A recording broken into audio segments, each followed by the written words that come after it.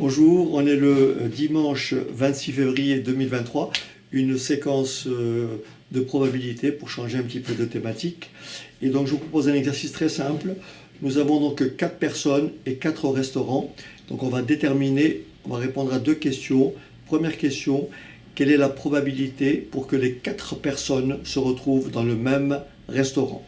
Deuxième question, calculer la probabilité pour qu'il y ait exactement une personne dans chaque restaurant. Autrement dit, on n'aura jamais 2 mêmes personnes dans le même restaurant. Première chose à faire, c'est calculer une probabilité, c'est faire un rapport entre le nombre de cas favorables et le nombre de cas possibles. Première étape, si vous regardez bien ici, si j'ai mes 4 personnes que j'appelle A, B, C, D, d'accord, A, B, C et D, et j'ai mes 4 restaurants que j'appelle R1, R2, R3 et R4. Donc là, le nombre de répartitions possibles, c'est tout simplement le nombre d'applications de cet ensemble à 4 éléments vers cet ensemble à 4 éléments. Pour les dénombrer, rien de plus simple. Vous dites, j'ai combien de façons de placer la première personne? La première personne, je peux la placer dans 4 restaurants différents. Donc j'ai 4 choix, 4 possibilités pour la première. Bien sûr, comme je peux répéter, je peux replacer la seconde dans le même restaurant, ça me donne quoi? 4 choix pour la seconde personne, pour la deuxième personne, puis 4 choix pour la troisième, et enfin 4 choix pour la quatrième personne. Autrement dit, j'ai 4 exposants 4, soit 256 répartitions possibles. Autrement dit, ce que je viens de déterminer ici d'un point de vue mathématique, c'est le nombre d'applications de cet ensemble E qui comporte 4 éléments vers cet ensemble F qui comporte exactement le nombre d'éléments. Autrement dit, si j'avais ici P éléments, et ici j'avais N éléments, j'ai combien de répartitions possibles? J'ai N choix pour le premier, N choix pour le second, N choix pour le troisième, et donc N puissance P choix pour mes P convives. D'accord? Donc ça, c'est le nombre de cas possibles. Maintenant, ma première question, c'était quelle est la probabilité que les 4 personnes se retrouvent dans le même restaurant? Il y a combien de répartitions possibles où j'ai les 4 personnes dans le même restaurant? Les 4 personnes, elles peuvent être toutes dans R1, elles peuvent être toutes dans R2, elles peuvent être les 4 dans R3 ou dans R4. Donc cette probabilité-là est tout simplement égale à 4 divisé par 256. Alors maintenant, le cas est un peu plus délicat, c'est cette fois-ci quelle est la probabilité que les personnes se retrouvent toutes dans des restaurants différents. Autrement dit, on n'aura jamais 2 mêmes personnes dans le même restaurant.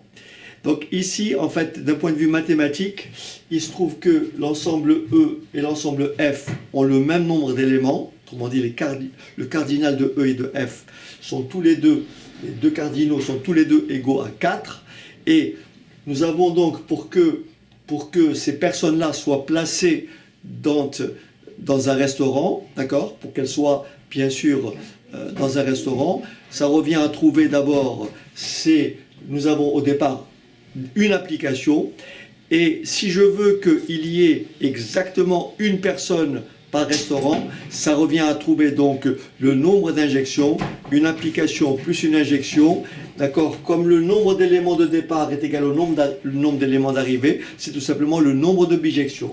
Donc qu'est-ce que c'est une bijection? Donc en fait, ici, on me demande de déterminer, donc là j'ai A, B, C et D. Et là j'ai R1, R2, R3, R4. Donc voilà par exemple une répartition. Le A peut être en 1, le B peut être en R2, le C peut être en R3 et le D peut être en R4. Ça c'est une répartition. D'accord? Donc là vous avez compris qu'il y a à chaque fois une personne dans un restaurant. Donc pour déterminer le nombre de possibilités, voilà ce qu'on va dire. On va dire la première personne, on a combien de façons de la placer? La première personne, on a 4 choix pour la première personne. puisque la première personne peut être en R1, R2, R3, R4. La première personne étant placée, il ne me reste plus que combien de choix pour la deuxième personne? 3 choix. La deuxième personne étant placée, il ne me reste plus que combien de choix pour la troisième? 2 choix. Et donc un choix pour la quatrième, c'est-à-dire ça se lit factoriel 4, ou alors on fait le rapport, le calcul, 4 fois 3, 12, 12 fois 2, 24. Donc la probabilité qu'il y ait une personne par restaurant, cette probabilité-là est tout simplement égale à 24 divisé par 256, et en simplifiant, on obtient 32e, ou de façon approximative 0,09375. D'accord? Alors, donc, pour résumer très simplement, pour ceux qui veulent une explication mathématique, lorsque vous avez un ensemble E à n éléments, donc le cardinal de E, on va dire à P éléments, vous avez un ensemble F à n éléments. Pour déterminer le nombre d'applications,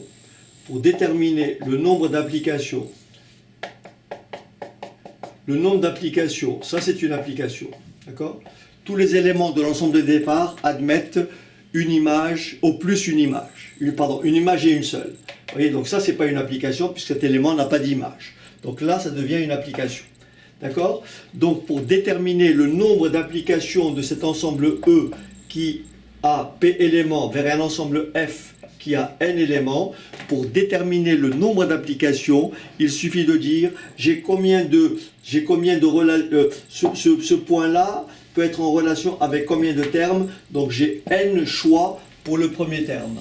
Puis le premier terme étant placé, je peux avoir combien de choix pour le second, donc je peux placer celui-ci ici, donc n choix, etc., etc. Donc le nombre d'applications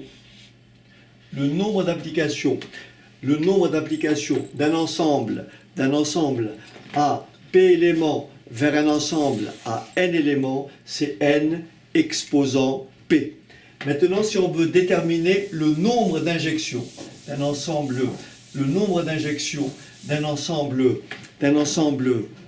E qui a N éléments vers un ensemble F, d'un ensemble E qui a P éléments vers un ensemble F qui a N éléments, le nombre d'injections, cette fois-ci, c'est tout simplement A, N, P. J'ai N choix pour le premier nombre.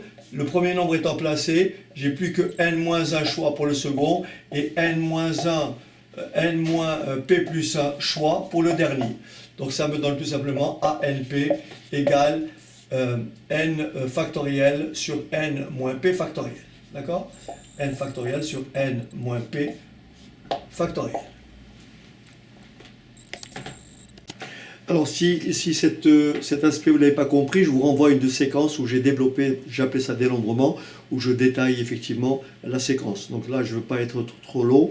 Maintenant j'aborde le dernier point. Cette fois-ci, imaginons on s'intéresse cette fois-ci, on a un ensemble E qui a n éléments et un ensemble F qui a n éléments.